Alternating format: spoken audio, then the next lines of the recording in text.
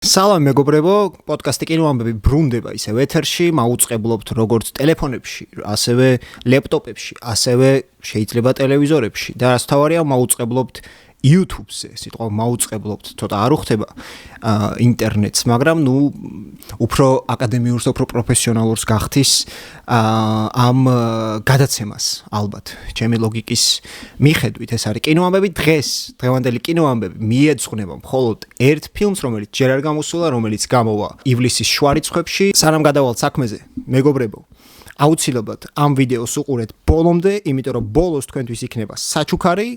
მაგრამ ეხა სანამ გადავალთ საქმეზე არ დაგავიწყეთ რომ უნდა გამოიწეროთ, რომ უნდა დაალაიქოთ და რომ უნდა დააკომენტაროთ თქვენი მნიშვნელოვანი სათუთი, ჩემთვის სათუთი და ძალიან ღირებული აზრი, მეგობრებო. სიამოვნებით ვიდისკუსირებთ თქვენთან ერთად, რაშიც მეთანხმებით, რაშიც არ მეთანხმებით, სულ ერთია ხელოვნება, აქ შეუძლებელია საბოლოო კონსენსუსამდე მიხვიდე და ამით არის ხელოვნება საინტერესო, რომ შეიძლება ვისაუბროთ ისეთ თემებზე, რაზეც ერთმანეთს არ ვეთანხმებით, მაგრამ დიალოგი მაინც გამოვიდეს საინტერესო. დღევანდელი პოდკასტი მიეძღვნება ქრისტოფერ ნოლანის ოდისეას. მოგიყვებით იმაზე თუ რა უნდა ვიცოდეთ ამ ფილმის შესახებ, თავარი მოკლედ, ძალიან სწრაფად, ძალიან კომპაქტური, პატარა პოდკასტუკა იქნება დღეს და ჩვენ ნელ-ნელა გადავიდეთ საქმეზე. სანამ თავარზე გადავალთ, ასევე შეგახსენებთ, რომ ამ პოდკასტის წარმდგენი არის პოსტერების კომპანია, პოსტერების დამამზადებელი კომპანია Blink Postersy და ასეთი ულამაზესი, უკინემატოგრაფიულესი, უმშვენიერესი პოსტერები თუ გსურთ, დაუკავშირდით Blink Posters ერთ-ორ სამუშაო დღეში, ისინი სულ მუშაობენ ყველა 7 დღე კვირაში. შეუკვეთავთ და გექნებათ აი ასეთი ულამაზესი, უმაგრესი ხარისხის პოსტერები და სხვა შორის არა მხოლოდ კინოპოსტერები, ნებისმიერი სახის სურათს ჩააგდებთ საიტზე, შეხვალთ იქ არის სალკე პოსტერების გენერატორი, აირჩევთ რა ტიპის პრინტი გინდათ, ატვირთავთ ფოტოს, შეურჩევთ ჩარჩოს, ფერს, ყველაფერს საერთოდ და შეუკვეთავთ. შეგახსენებთ, Blink Postersy არის კინოამბების წარმდგენი. 2 წლის წინ ჩვენ გავიგეთ, რომ ქრისტოფერ ნოლანი აპირებს, რომ გადაიღოს ჰომეროსის ყველაზე ცნობილი პოემის ეკრანიზაცია, მის მეორე ყველაზე ცნობილი პოემა, პრინციპში, რომელიც ერთი მეორიდან გამომდინარეობს, ოდისეა. პირველი არის ილიადა, რომელზეც ცნობილი ფილმი უკვე არის და ბევრი ფილმია, მაგრამ ტროა, აი 2004 წლის ტროა, სადაც ბრედ პიტი თამაშობს და შონ ბინი და ყველა ისე ცნობილი იმდროინდელი ცნობილი მსახიობი, დღესაც ბრედ პიტი ცნობილი მსახიობია, რომ თამაშობს ვოლგან პეტერსენის ფილმი. და ოდისეაზე 21 საუკუნეში ცნობილი ეკრანიზაცია ოდისეას არ აქვს 21 საუკუნეში და ნოლანმა ეგ საქმე საკუთარ თავზე აიღო ეს პასუხისმგებლობა, რომ გადაიღო ასე დიდი მასშტაბური ეპიკური ფილმი, რომელიც მას უჯდება, ფილმის ბიუჯეტი არის 250 მილიონი, რომ ამ ხელ ბიუჯეტი მას აქამდე არ ქონია. ოპენჰაიმერზე მაგალითად 100 მილიონი იყო ბიუჯეტი და თითქმის მილიარდი გააკეთა და სავარაუდოდ ამ ფილმსაც ეგეთი წარმატება, კომერციული წარმატება ექნება, რაშიც პრინციპში მე არ მეპარება, იმიტომ რომ ნოლანს შეუძლია ეს გააკეთოს. თუნდაც ტენეტი მაგალითად, რომელიც არ იყო მანდ მხატვრულად ძალიან წარმატებული ფილმი, ბიუჯეტის მხრივ, box office-ის მხრივ მაინც bare minimum, მინიმალური წარმატება მაინც ქონდა. ნოლანს აქვს ეგ კარგი ინსტინქტები თუ როგორ შეიძლება ფილმი გახადო თან ბლოკბასტერი, თან მასშტაბური და თან თავარია კომერციულად წარმატებული. ნოლანი აქამდე არ შეხებია ეგეთ მასალას, მითოლოგიის მასალა. შეგახსენებთ, რომ ოდისეა არის ისტორია ოდისევსზე, ერთ-ერთი სამეფოს, ძველბერძნული სამეფოს ითაკის თავარზე, რომელიც სხვებთან ერთად წავა ტროას ომში, იმის გამო, რომ ტროელებმა გაიტაცეს მენელაოსის სპარტის მთავრის შვილი, კი არა და ცოლი და ელენე მშვენიერი გაიტაცეს და ესენი წავლენ, რომ ტროელებს ეომონ, დაამარცხებენ კიდეც და მერე წამოვლენ უკან. ზოგი მოკვდება იქვე, ზოგი უკან წამოვა და ოდისევსი არის ერთ-ერთი ტიპი, რომელიც უკან ბრუნდება, მაგრამ ეს უკან დაბრუნება გაეწელება 10 წლის განმავლობაში, 10 წელი სახლში დაბრუნებას ვერ შეძლებს სხვადასხვა მიზეზების გამო. ძალიან ცნობილი და დასასპოილერებელი მანდ არაფერი არ არის იდეაში, თუმცა მაინც არ მოგიყვებით ამ სიუჟეტებს, იმიტომ რომ თქვენთვის შეიძლება ეს ახალი იყოს და ნოლანის ფილმიდან გაიგოთ ეს ყველაფერი, ეს ამბები, ამიტომ შევეცდები რომ ამ ვიდეოში სიუჟეტზე ყველაზე ნაკლებად ვისაუბროთ, თუმცა სინოფსისი ეს არის. ტროას ომის შემდეგ ოდისეი ოდისევსი იქ იბრძოდა 10 წლის განმავლობაში და მე კიდე 10 წელი სახლში ბრუნდება. სახლში ყავს პენელოპე, მისი ცოლი და ყავს შვილი ტელემაქე. ეს პენელოპე ელოდება მის ქმარს, ტელემაქე ელოდება მამას, რომელიც თვალით არ უნდა ხავს, პრინციპში არასდროს ტროას ომიდან როცა წავიდა ომში ახალდაბადებული იყო ტელემაქე და იმის მერე 20 წელი გავიდა, რაც დაბრუნდება. რის შემდეგაც დაბრუნდება ოდისევსი უკან. ამიტომ ტელემაქეს ეს მამა ნანახი არ ყავს თვალით და პენელოპე ელოდება ქმარს და სანამ ქმარს ელოდება ითაკაში სხვა ახალი საქმროები მოდიან რომლებიც თილობენ პენელოპეს გული მოიგონ და სანამ არ მოიგებენ მანამდე სანამ არ დაიმსახურებენ ასე ვთქვათ პენელოპეს ყურადღებას მანამდე აოხრებენ ითაკას ასე შეიძლება ვთქვათ რა ისული кейფობენ იქ ატარებენ დროს და ნუ მოკლედ ასეთ სიტუაციაშია ითაკა და ასეთ სიტუაციაშია პენელოპა სანამ არ დაბრუნდება ოდისევსი და ოდისევსი ცალკე ამბებშია იქ სხვადასხვა მითოლოგიურ პერსონაჟებს ხვდება ციკლოპს უпростоრედ ნიმფებს, სირენებს და მთელი პოსეიდონის წინააღმდეგ იბრძვის და ნუ მოკლედ თელ ასეთ ამბებშია ოდისევსი. და ასეთ მასალასთან შეხება ნოლანს ჯერ არ ქონია მითოლოგიურ მასალასთან. რაც საინტერესოა, იმიტომ რომ თავის დროზე ტროაზე რო გესაუბრეთ ახლა ცოტა ხნის წინ ტროა უნდა გადაიღო ნოლანს თავის დროზე შესთავაზეს მას გადაღება. მაშინ ის უკვე ამომავალი რეჟისორი იყო, რომელსაც ნუ სიდიადამდე ცოტა აკლდა. ეს არის 2004 წელი, მან უარი თქვა ამ ფილმის გადაღებაზე და გადაიღო საბოლოოდ გერმანელმა რეჟისორმა ვოლფგანგ პეტერსენმა, რომელიც ასევე დიდი რეჟისორია, ეხა მევიწყებული, მაგრამ თავის დროზე ძალიან დიდი დებუტ უყურეთ ფილმს მაგალითად 80-იანების უმაგრესი ფილმი ვოლფგანგ პეტერსენის, ასევე აქვს ფილმი Never Ending Story, შვენიერი ფილმი ასევე. და ნოლანმა მაგ დროს გადაიღო ასევე შესთავაზეს თუ არ მეშლება და აქ თუ მეშლება ამოვარდება ბეტმენის სუპერმენის წინააღმდეგ მაგ დროს უნდათ გადაღება, მერე რო ზაკ სნაიდერმა გადაიღო და ასევე საბოლოოდ ისე გამოვიდა რომ 2005-ში გადაიღო Batman Begins, ბეტმენი დასაწყისი, რომელიც ნუ მისი მთავარი ტრილოგია, ერთადერთი ტრილოგია და პრინციპში ერთ-ერთი მთავარი ფილმი მის ფილმოგრაფიაში. ბეტმენი დასაწყისი იმენ. ნუ მე Dark Knight-ი რა თქმა უნდა Dark Knight-ი უფრო პოპულარულია და უფრო მოთხოვნადია, თუმცა შესავალი მაინც ბეტმენი დასაწყისით ნოლანმა დაამტკიცა ის, რომ შეუძლია დიდი კომერციული პროექტის ხელმძღვანელობა და ამავდროულად მხატვრულად ღირებული რაღაცის შექმნა. რითიც პრინციპში დაიმსახურა ის სახელი, რომ ის არის ერთადერთი საავტორო ბლოკბასტერების რეჟისორი და დიდი ხნის განმავლობაში და ეხლაც პრინციპში ნოლანს ეგ ნიშა უჭირავს თანამედროვე კინემატოგრაფში, რომ მას შეუძლია დიდ სტუდიებთან თანამშრომლობა, მას შეუძლია დიდ ბიუჯეტებთან თამაში და ამავდროულად თავისი საავტორო ხელწერის შენარჩუნება და პირიქით თავისი საავტორო ხელწერის კომერციალიზაცია და მასშტაბების გაზრდით ამის არ დაკარგვა. ეხა რა ამბები ტრიალებს უშუალოდ ოდისევსის კი არა და ეხა რა ამბები ტრიალებს უშუალოდ ოდისეის უშუალოდ ოდისეის ირგვლივ ტრიალებს ის ამბები, რომ რა თქმა უნდა woke კულტურამ თავისი დაღი დაასვა ამ ფილმს, რითიც ფილმი მანდამაინც გაფუჭდა მეთქი რომ გითხრათ. თლად გულწრფელი და მართალი არ ვიქნები, მიუხედავად იმისა, რომ მეც მაღიზიანებს და ცოტა მიფუჭებს განწყობას ამ ფილმის მიმართ ის, რომ მაგალითად სპეციალურად არიან არჩეული ესეთი მსახიობები, რომლებიც ორგანულად უბრალოდ არ უხდებიან ამ როლებს. მაგალითად თუ აქილევს თამაშობდა ბრედ პიტი ტროაში, აქ ითამაშებს ელიოტ პეიჯი, რომელიც ასევე მანამდე სანამ ბიჭად გაიკეთებდა ოპერაციას და კაცად გადაიქცეო და მანამდე ხალი როცა იყო და ელენ პეიჯი როცა ერქვა თამაშობდა ნოლანის დასაწყისში და არ თამაშობდა ურიგოდ პრინციპში, ანუ მის სამსახიობო უნარებს მე არ ვუწუნებ, თუმცა აქილევს ითამაშებს აქ. რაც ნუ ცოტა მოულოდნელი არჩევანია და ასევე ლუპიტა ნიონგო, რომელიც შავპანტერაში თამაშობდა, შავკანიანი გოგო, ითამაშებს ელენ მშვენიერს და კლიტემნესტრას. მაგრამ ეს ფანებს არ მოწონთ. ფანებს რა ზოგადად კინო მოყვარულებს არ მოწონთ და მე პრინციპში ვიზიარებ ამ აღშფოთებას ამ ფილმის ირგვლივ, თუმცა სამართლიანობისთვის უნდა ითქვას, რომ არც აქილევსი და არც ელენე მშვენიერი არ არიან ამ ოდისეაში, ამ ნაწარმოებში მნიშვნელოვანი პერსონაჟები. რა თქმა უნდა, მთლიანი ისტორიისთვის მნიშვნელოვანები არიან ერთიც და მეორეც, ელენე მშვენიერის გამო საერთოდ ომი იწყება და ისტორია მაგით იწყება, მაგრამ ოდისეაში ის ჩდება ერთხელ.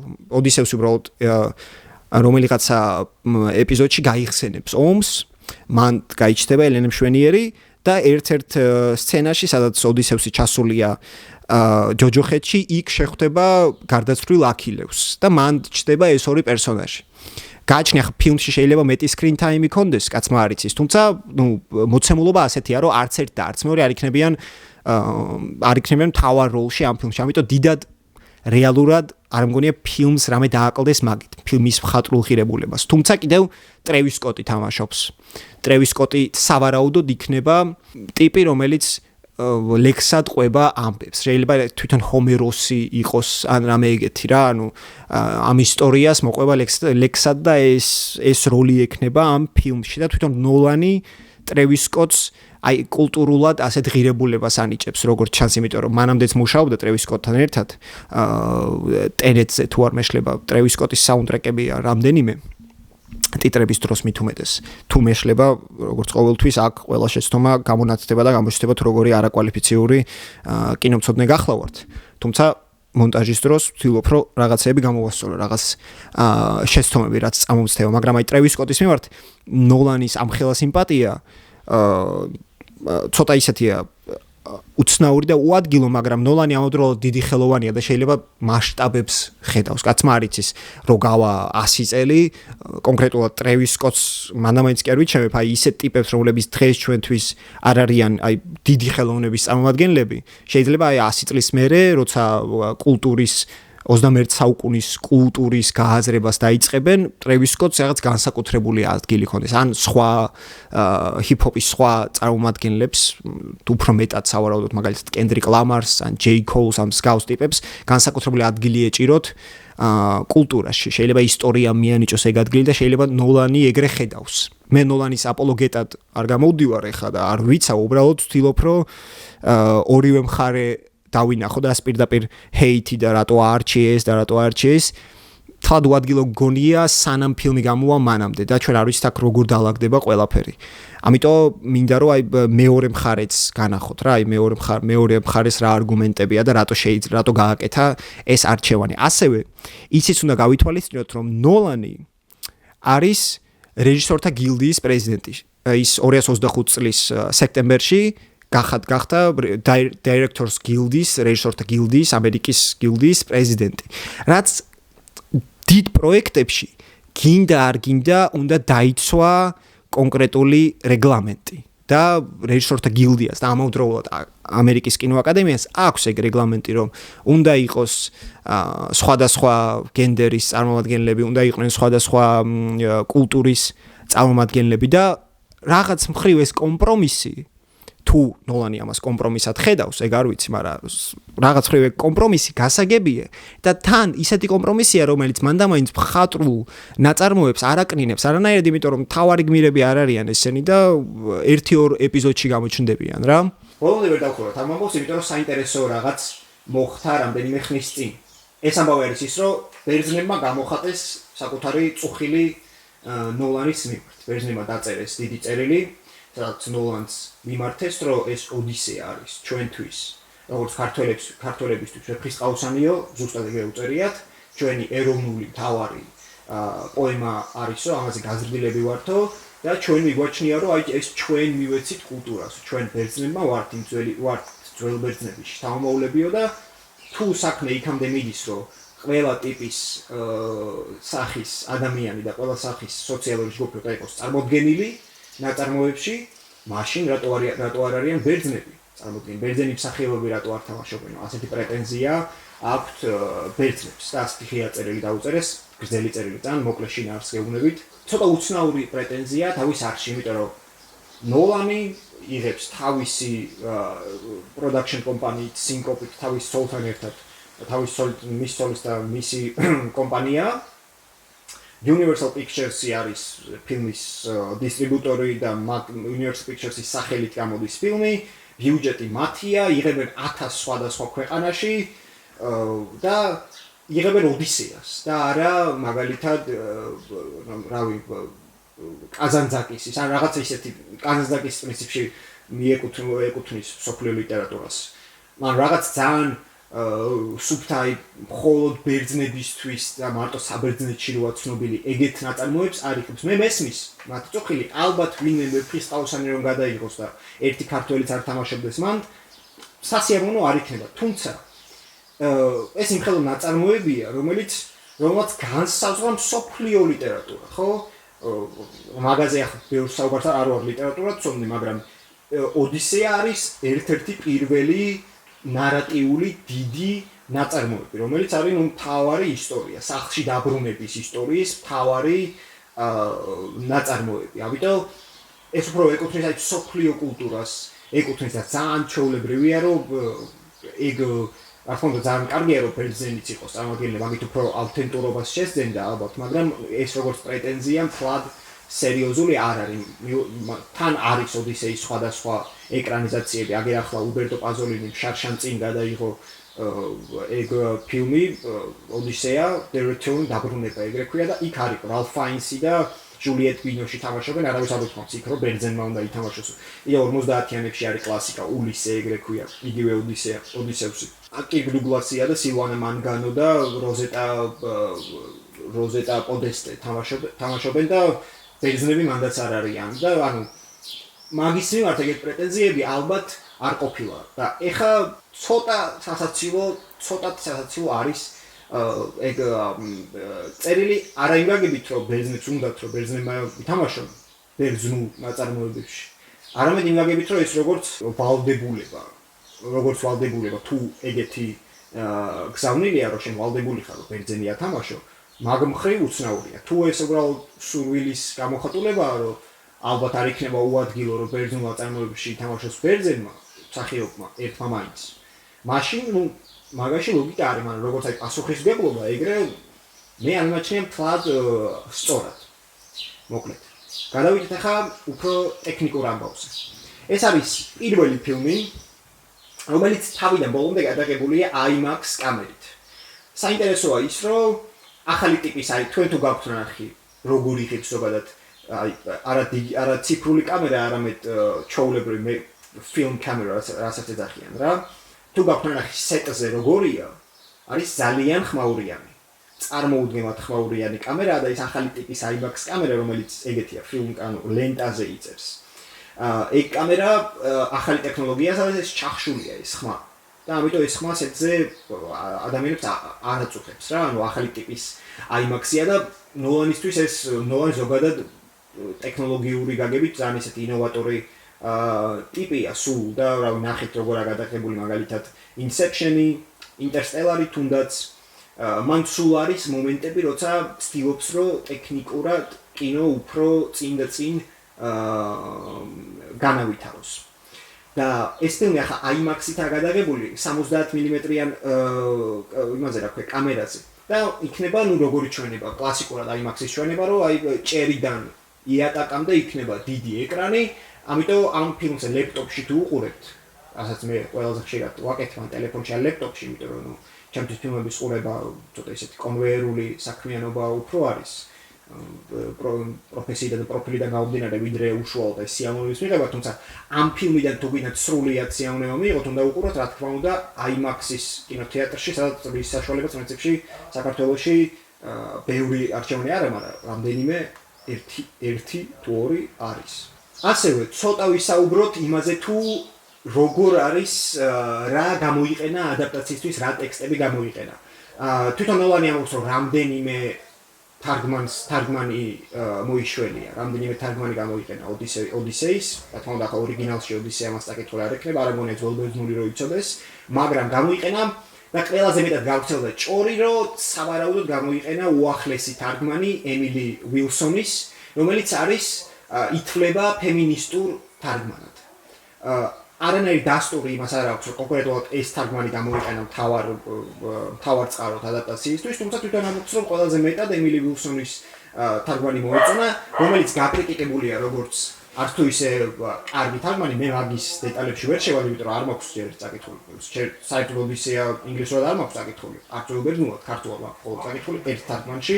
ეს ინფორმაციაც ასევე არის ამ ფილმის ირგვლივ, რომ სავარაუდოდ ემილი ვილსონის თარგმანი გამოიყენა, რაც სიუჟეტს ასე არ მგონია ემილი ვილსონს ახლა სიუჟეტი შეეცვალა, თუმცა იქ ამბობენ რომ აღწერები უფრო გაამარტივა, იქ სადაც უფრო ამაღლებული ენა იყო, მან უფრო ადამიანურად, უფრო თანამედროვე სიტყვათა წყობა გამოიყენა და საინტერესოა რომ ნოლანმა თქვა ასეთი რაღაც, ციტირებას მოვიყვან, ახლა უნდა ჩავიხედო ტელეფონში.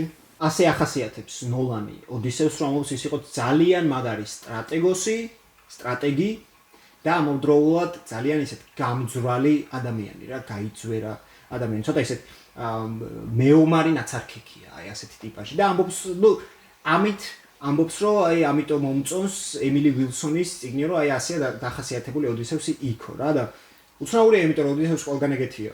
ანუ მისი მთავარი მახასიათებლები ზუსტად ეგაა, რომ გამძვრალი ტიპია, შეუძლია რაღაც ჭკვიანი ტიპია, რაღაც მოფიქრება შეუძლია სხვა გზის, როგორც ციკლოპთან იგონებს, რომ კაი დეტალებს აღარ მოგიყვებით, ციკლოპთან რასაკეთებს, ან თუნდაც სხვა ტიპებთან ვისაც შეხვდება გზაში და არის სტრატეგოს კი წინამძღოლია და მეომარი კაცია და ეს არის ჭკვიანი სტრატეგოს ტიპია, ხო და ემილი ვილსონთან განსაკუთრებული რა ნახა ეგ არ ვიცი, მაგრამ სავარაუდოდ ის არის, რომ არ მგონია მხოლოდ მაგ თარგმანს დაყრობოდა ნოლანი, არ არის ეგ ტიპი, რომ რაღაც მარტივი გზა იპოვოს, დიდი ალბათობით ბევრ თარგმანს წაიკითხავდა, ეს ერთი და მეორე კონკრეტულად ემილი ვილსონის თარგმანს რო დაიყროს, მაგაში ასე აუცილებლად პრობლემას ვერ ხედავ, რომც იყოს თუნდაც ფემინისტური ჩვენება, რომ მაგალითად პენელოპეზე უფრო მეტი აქცენტი იყოს. ფილმში ამაში ვერანაირ პრობლემას ვერ ხედავ, პირიქით. რა თქმა უნდა, თანამედროვეობაა, რა თქმა უნდა, დიდი